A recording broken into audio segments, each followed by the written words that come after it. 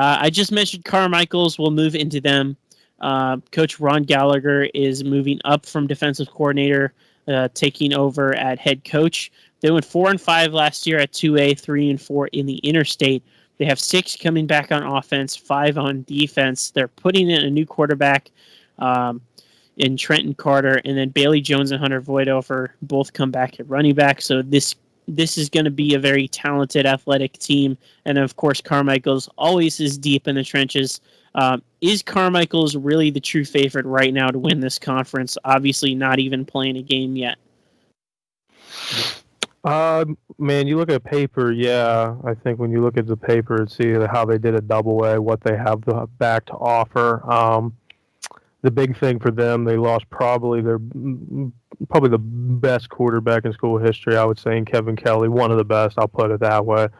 Kevin going to Cal, taking his talents to Cal U.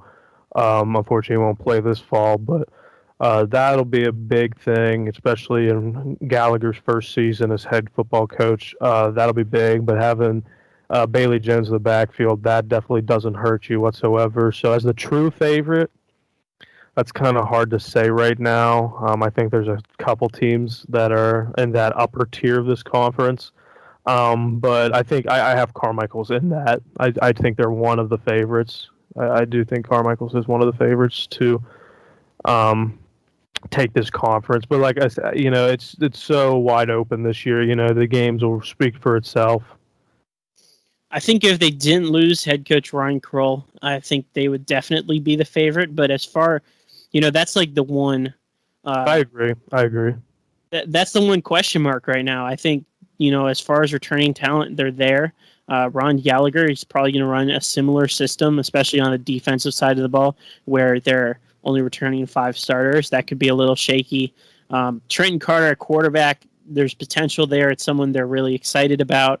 But, having that continuity, is that going to maybe help them, even though they lost their head coach, is that going to help them kind of continue on their path? Because, we saw improvement from this team at 2A.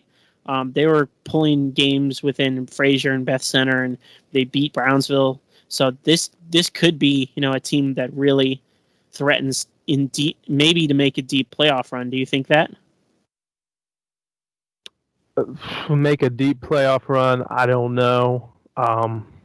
Definitely the continuity coming back will help, and then having, it's not like Ron Gallagher's coming from another school and making an appearance at Carmichael's. He's been there, he's been with these kids, with these seniors, particularly all 3 years of their high school. Now gets his chance to prove what he's got a head coach, so that'll definitely help him. I assume, like we said, they'll run a similar offensive scheme and probably the exact same defensive scheme with maybe a couple tweaks to fit their personnel.